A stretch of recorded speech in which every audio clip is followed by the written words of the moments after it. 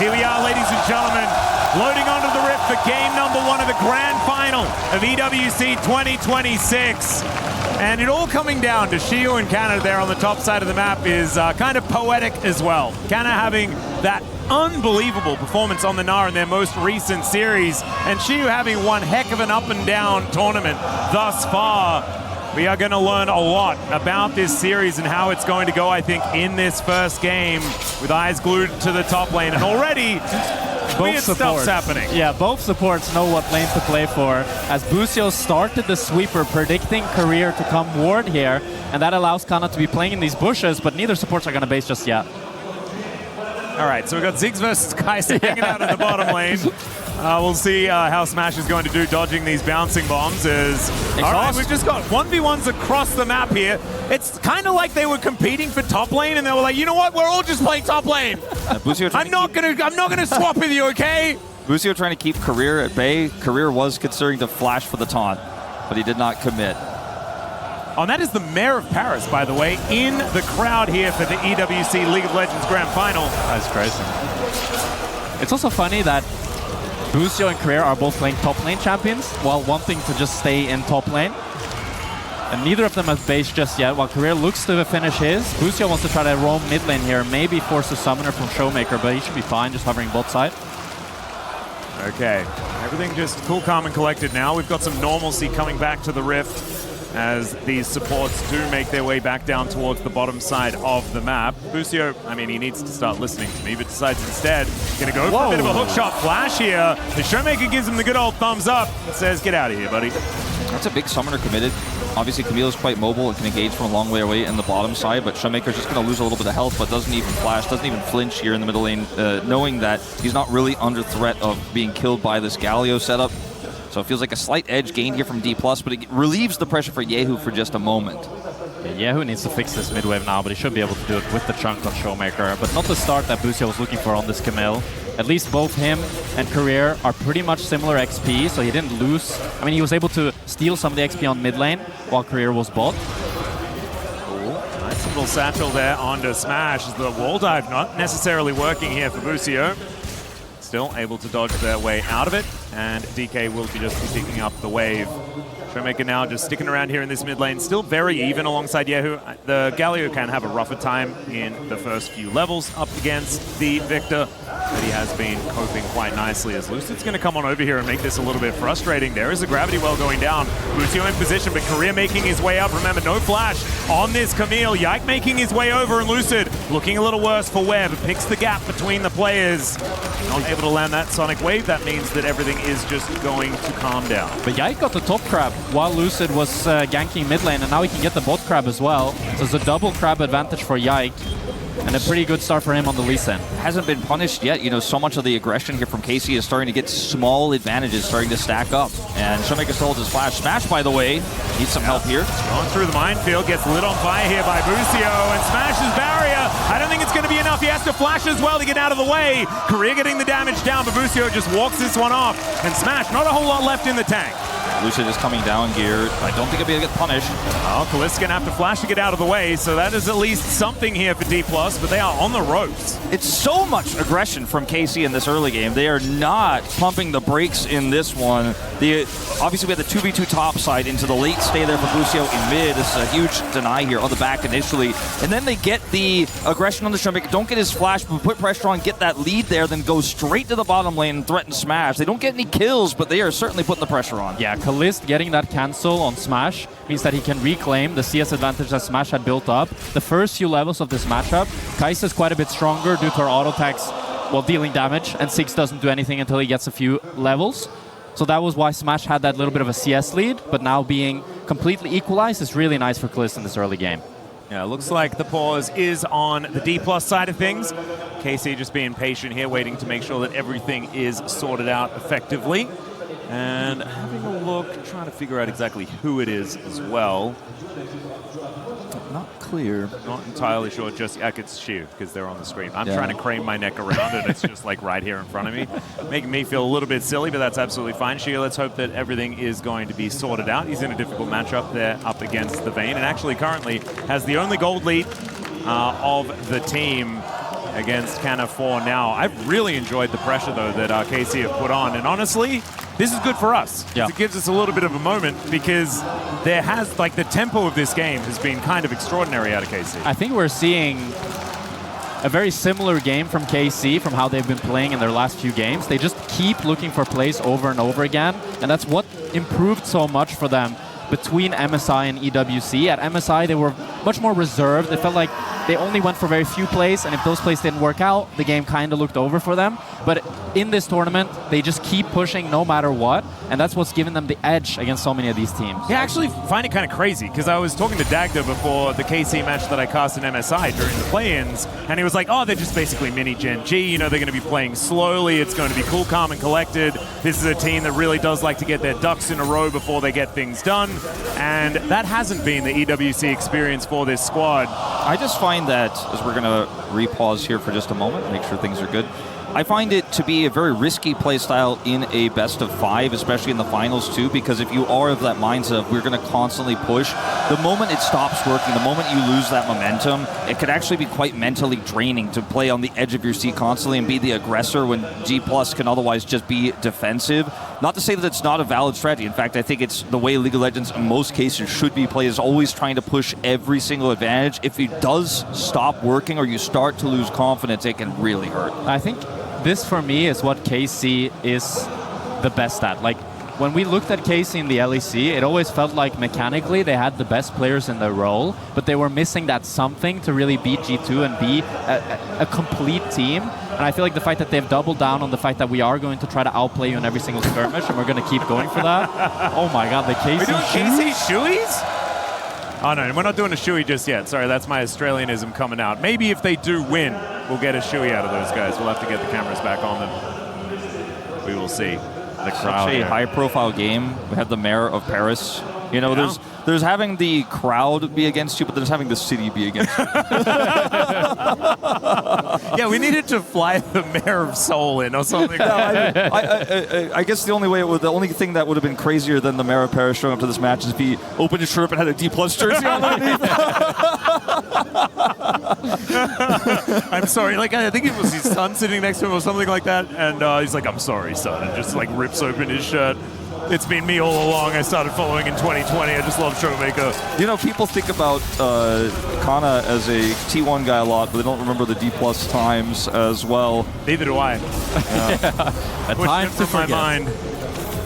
As Kana is completely equal in this matchup up against the Tristana. A really nice early game from him. Have to feel that some of that probably was from Busio, trying to match all of Career's pressure. He even gets... This is a huge push. I mean, he's got a nice farm here. He obviously is going to get a plate. Yeah. And you start to get these small advantages in a volatile matchup like this, especially when neither the top laner has teleport until that unlocks later on with Roll Quest. It can be a disaster. He was able to do this, by the way, without a buy.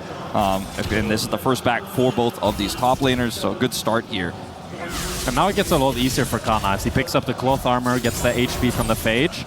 As Kalista has no flash here. All right, bit of a return gang from Lucid, looking to make his way in. Picks up on where that satchel was taking him, but looks like Kalista will be able to make his way out regardless. KC not wasting any time, just sticking on this dragon. And does have a lot of health. It's a mountain, of course, but still looks like Yike will be able to get on over here and take this one down. Busio just protecting. And Yehu has prio in mid, and he has his ultimate, so there's just no way to contest here for Dplus at all whatsoever. So they tried to look for Kalist, but even flashless, he's able to walk it off. So a huge win here in the small exchange for KC. Yeah, part of that as well was the fact that Smash was still level 5 from the fact that he got denied the minions earlier. If he was level 6 when he landed the Void Seeker, could have followed it up. But overall, Kalist kind of baits the gank, wastes Lucid's time. KC get the first dragon. Yeah, talking about levels as well. I mean, Career is only level 3. That Stand United is going to be a really important piece of the DK team fight, right? Like being able to use that killer instinct, get into the backline and smash, and then having your Shen travel with you is a big part of what makes this composition kind of cool moving into the mid to late game. But yeah, Career does need double the levels if he wants to be able to actually use that ability. See whether he's going to be sticking around in lane for a little while longer. Busio already level 4, almost halfway towards level 5. So that Hextech Ultimatum, which is also very pivotal, will be coming in first. There's a nice condemn into the wall though as a Q. Going to connect. There's the rocket jump, gets the buster shot onto this Lee Sin as the flash comes forward. First blood to Kana. You got the cannon, but it wasn't worth it. They were waiting for that precise moment. Cannon's going over. Shiu doesn't want to give it up. And that is just a perfectly timed gank from Yike to come in at the exact right moment. He has a farm lead over Lucid. Now he's got the first assist of the game. Kana landing the condemn to set up Yike's Sonic Pursuit. The fact that they're able to both get a plate, crash the wave, deny so much from Shiwu. It's a fantastic start for Kana. And he also picks up the plated steel cap, so the matchup for Shiwu is you always want to continue jumping in, continue trading, but now Kana is so tanky that it's going to be really, really difficult for Shiwu to be able to replicate that. So he gets the cannon and gets condemned to the wall here, the exhaust, but not even necessary as he feebly tries to ult Yike away, but Kana has the damage here, only takes a single turret shot, secures the kill. And this matchup, we talked about how volatile it is, we have a clear front runner now. Certainly do. Meadow feeling pretty happy about how this one's going so far. Relatively early days, but an 800 gold lead is pretty decent here for Karmine Corp. Yike moving on over, doesn't want to give away all of these grubs. Does give away the first one though, and now Showmaker's making his way over. There's the crash into the wall, the Arcane Storm doing so much work here, and down goes Yike. First kill on the board here for Dplus KIA as they even the game out. Lucid recognizes the numbers advantage that DK has. He flashes onto Yike. Yike doesn't have time to react. It's a clean CC chain. They're able to get Boostio's flash as well, and Yehu he TP'd in, but it was, oh, he's staying. All right, these little taunt to come on through here as Canner is a little bit further away. Korea moves up, and it's going to be Lucid going back after those 3 grubs come in. Bit of a cheeky chunk. He even cancels his base. Shiwu is really unhappy about that. He is not enjoying his game right now. He took a ton of damage. I think that was actually a pretty smart risk there from Yehu to stay. But let's go back to the play here. It's a very quick turn from Lucid, knowing they have this rotation of the Victor over here, and there is no mid laner. The TP is happening now. So he realizes he gets the suppress here into the double impale, and then the gravity field is layered on top. There's no mobility here whatsoever for Yike. They get the kill, they get the secure the grubs. 3 grubs for Tristana. There's at least a nice consolation prize, but he's going to need quite a bit more help to actually start winning the 1v1 again, to be able to be the one pressuring and actually utilize those grubs. Well, Showmaker now, just with a little bit of attention from Busio and Yike moving on over here, just going to be playing defensively. On the bottom side of the map, Callista's just trying to get towards that first item. Ludens is such a huge spike for the Ziggs. We'll be getting there relatively soon. Something we haven't talked about so much is this Vayne pick is really, really good apart from the Tristana matchup. So the fact that Kana has survived this matchup, like when I think of my favorite ADC to play Vayne into, it's Kai'Sa. Because she's so short range, she always needs to interact with you as Kana gets the stun and gets another good trade. And then you're also playing into the Skarner, the Victor that you can dodge so many of his spells. You're playing into the Shen where it's so easy to dodge or even cancel his taunt. I think this is a game that's set up for Kana to carry. Yeah, I think he does need a lot of condemns, though. That he does. I think if they all pile in on top of him, he can only condemn one of them. But he does have the Galio ultimate. That's a good one. Out. And he can go untargetable as well, right? Like with the ability to be into stealth, you can kind of deliver the Galio into a weird spot at the start of a fight. Yeah, I don't know if I'm Vayne to be doing that, but I mean, maybe. We've seen some Vayne play in the past. That's true. All right, Lucid's coming up here, by the way. It's a dangerous They thing. don't have Yike nearby. He's fairly nearby, but they don't know about this. There's no vision. Kana could be in trouble here. There is the taunt flash to come on through. Is kind of trying to get himself out of here. The killer instinct from Smash might be able to grab him the kill, and there it is. Gets himself the barrier to keep him alive. And now DK wanted to take some plates from this lane as well. Korea is, yeah, he's going the wrong direction here as he does shadow dash towards the inhibitor turret. Seems like Yike doesn't want to try to force it. I mean, he's going to have to execute regardless, but DK, they recognize that if they just leave Kana in the 1v1 against Shiwu, that Shiwu will just continue losing. So they go for the swap, and they're able to take down Kana and get some plates. The return is that Kalista is able to hit this bot tower and get some plates of its own. If he had grubs, this could have actually almost been a backfire for Dplus if the Ziggs was able to hit a little bit more on that turret, maybe even put it in the satchel range, but because he has none, because of that great play from Lucid earlier, he gets money. It's a great response on the other side, but it's not as good as it could have been. As you can see, he's actually most gold in the game right now on this Ziggs pick with all the additional time. And that is with Smash getting the kill as well. So a lot of plates going over for Kalista. He's able to pick up the Ludens. So he's going to be quite a bit ahead of Smash now if they decide to fight for this Cloud Dragon. Yep, already has the Sock Shoes as well. So Luden Socks is gigantic as far as the power spike is concerned. You were talking about that Dragon. This Cloud is up and available. Mountain and Cloud, the first two of this game. Hextech Ultimatum onto Smash. The Galio coming in. And Korea wanting to try and stop Yehu from killing in his AD carry, and he will be able to do that. But the taunt was not exactly the best. Dplus gonna have to back away and give Smash some time to make his way back in. Yehu fumbled it. He missed the Galio Q, so he wasn't able to kill Smash. They still get his flash and should be able to pick up this Dragon unless Lucid is able to get a steal. I don't know. Showmaker's coming over here, but he's still fairly early in this game to do damage. Career little taunt to come through there, but there's just the kick to death onto this Shen.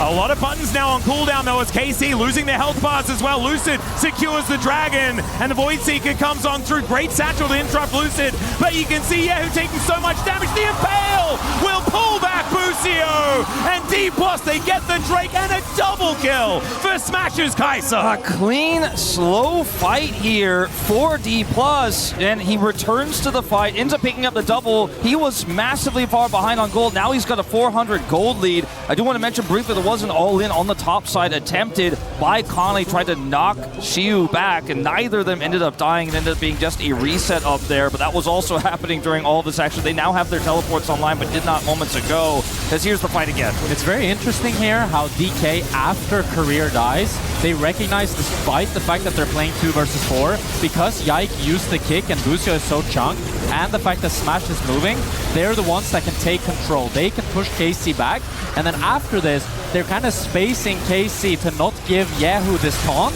which then sets up Lucid to flash in, force the flashes, and just make it a clean. And it's two consistent damage dealers here in the Victor and the Kaisa, and Callista's otherwise cooldown based, right? Kana can't join the fight, so in these really long extended fights with those cooldowns used early, they realize they have the damage, as we do have a bit of a hide on Bush. Yeah, Korea poking his head in. Looks like Yehu is going to be okay for the moment. The one thing that I do want to say is that it must be nice for Showmaker to play one of his favorite champions of the year when it's been taken from him by Smash over and over again throughout this tournament. His Victor has been absolutely incredible, even though I think he went down like 0-3, but it was never his fault in those games. He was so incredibly strong on this Victor pick throughout this year, and he's demonstrating it once again. 0-0-3 right now as Lucid looking to move in. Actually going to get distracted by Busio, who was lying in wait. That is a lot of damage onto Yehu as the Arcane Storm comes down, and Showmaker will be able to claim his first kill of the game. A turret goes down as well, and this is really turning into a Dplus game very quickly. Yeah, KC, they have a slight cross map on bot lane. They're trying to zone Shiwu away and get this bot tower, but they don't have an actual wave. The wave clear from Vayne is so slow that by the time they actually respond, DK are already on the Herald at this point. Yeah, there's really nothing they can do except try to push this bottom lane here. We'll grab another plate. I think that's going to be the last bit of gold they can get. Trying to dive this will be so tricky. Shiu does have his flash and ultimate available here, so even in a 2v1, it's going to be rough. There's a really tough spot there for Yehu, used his taunt early. They're on the top side. Showmaker is just pushing in, and even though they had Busio there to defend, the Skarner gets first right of rotation there, and down goes that top side turret. So a big explosion of gold here. Now Dplus's gold lead, the biggest we've seen so far at 2.2k, the advantage. Well, Lucid is going to get stunned up here by the wall dive. Hextech Ultimatum comes down as they deliver a gargoyle to the Scorpion, and down he will go. That is Callist grabbing his first kill of the game. Where is the cross map going to be, though? That is the question, is there isn't one. It's just going to be some damage onto this turret, maybe some plates going down, and actually maybe the entire turret, actually, because there's no one else coming on down here. 3 rep Tristana, so I think it probably is going to be, they split the recalls there, and it looked really scary for a moment, but ultimately it's just going to be a huge win here for Dplus. Not a kill, but the entire turret. I wonder if Kana stayed, if he could condemn Shiwu there and one-shot him with Yike. That's what I was thinking. That's what I thought they were planning, but... Yeah. Maybe a slight miscommunication there. It ends up being the full tower for DK despite the fact that Lucid dies on the top side. So it's still a win for DK as they continue building this gold lead, now at 2.6k. Yeah, 2-0 as far as those turrets are concerned. So standing gold, something that we do like to talk about. With no turrets yet taken here for KC, they might be able to use that for a way back in. Oh, there's some parity as, man, that Voidseek almost taking the Raptor. That would have been heartbreaking for Yike. Thankfully, he's able to lock that one down before that happens. But having a look at these items, we were talking before about this Luden spike, right? Like the Sork shoes on top of it. Such a huge moment for Kalist.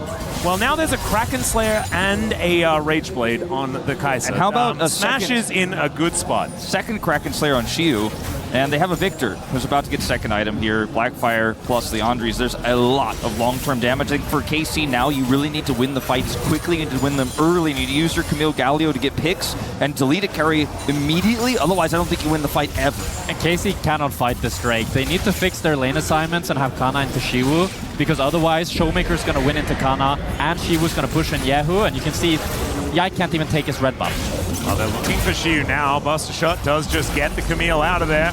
Another turret falls down as the entire outer ring has just been demolished. And Lucid now looking for an angle towards Yike. That kick still on cooldown for a... No, never mind. It's back up again. And Kana just catching the waves where he can. No hold. Lucio stayed. He's on the edge of maybe able to get something here. It's going to be close. I don't think he can get him. It's too deep.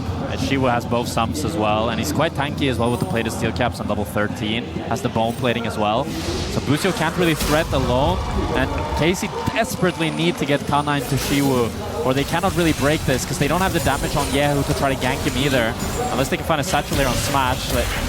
They will be able to get that. There's the flash to come through. Hextech ultimatum. They get into range, and down goes Smash.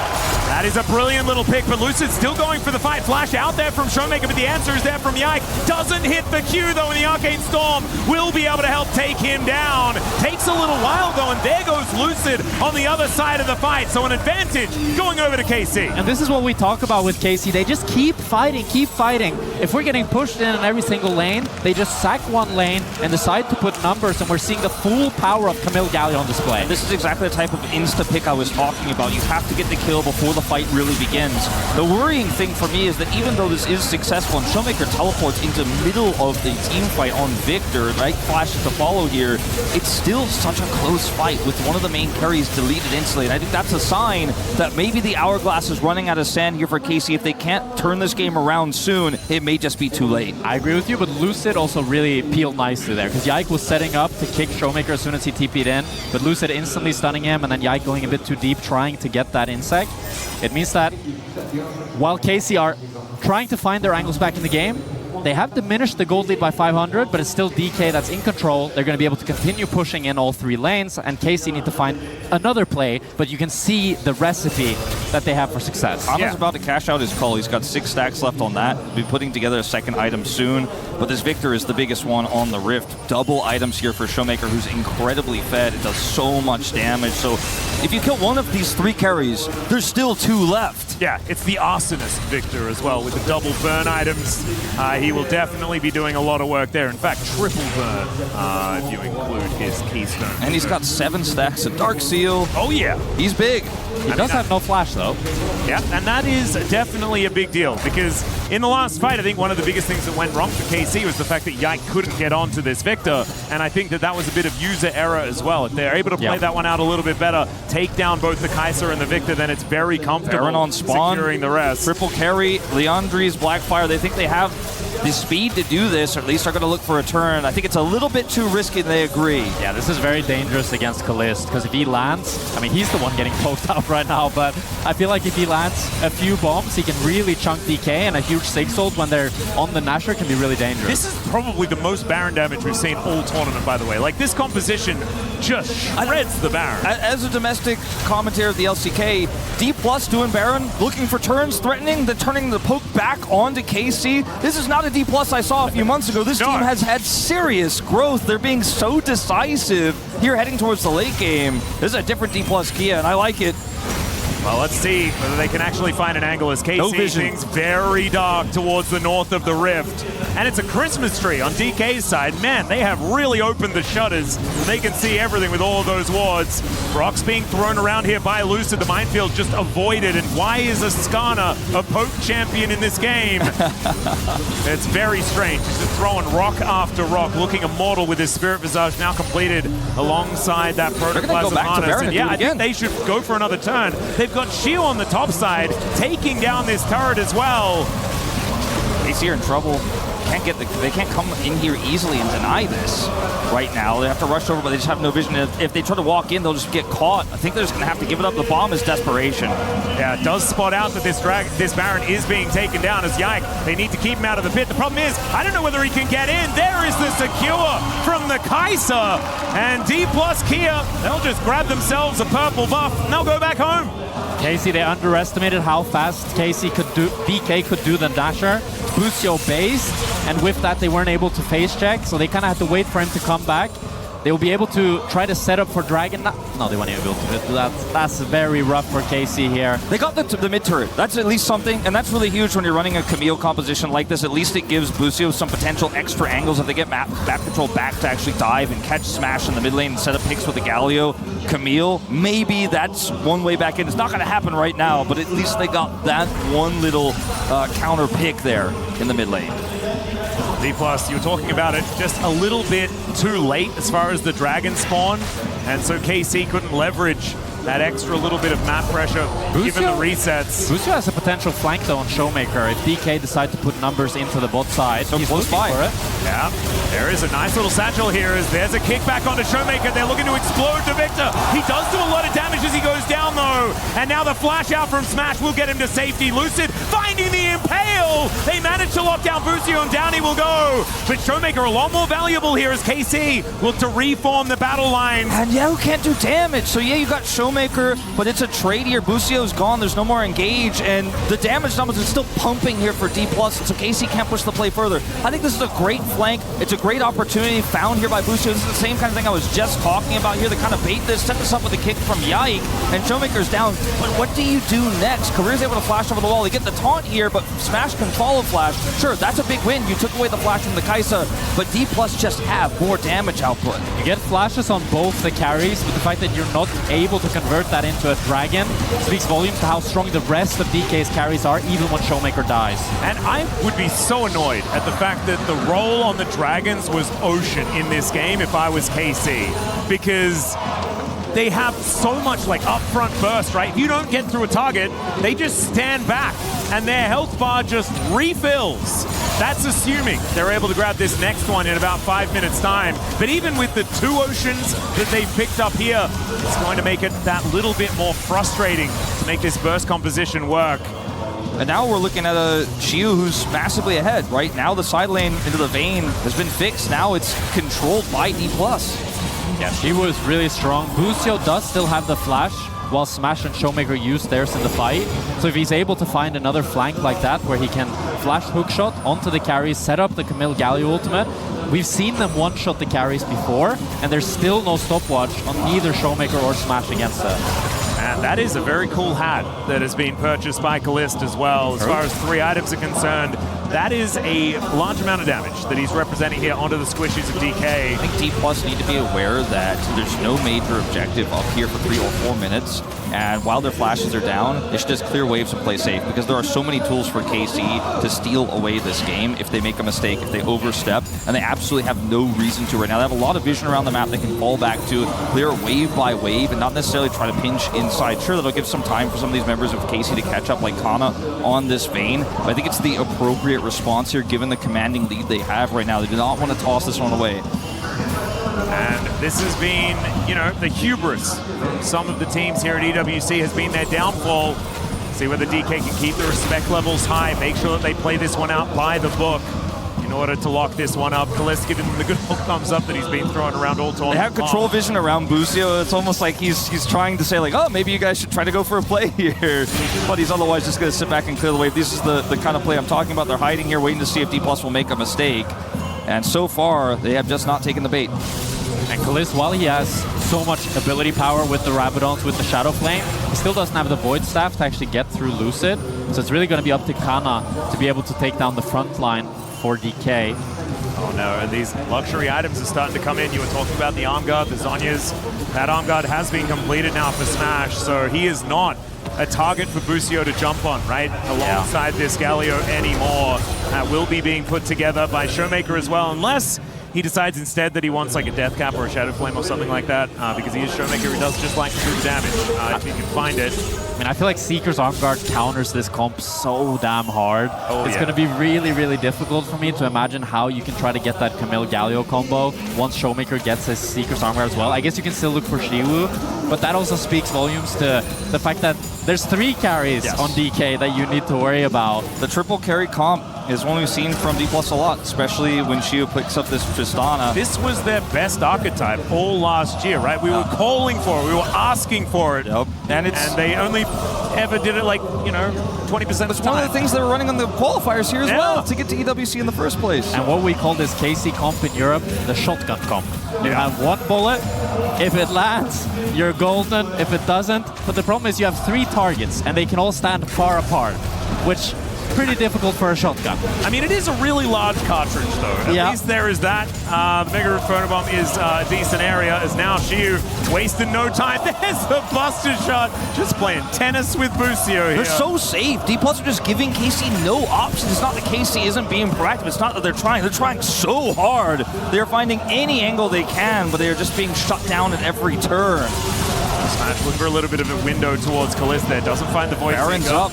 5 seconds time, exactly right, Wolf. There is the purple buff available for DK to allow this siege to actually work.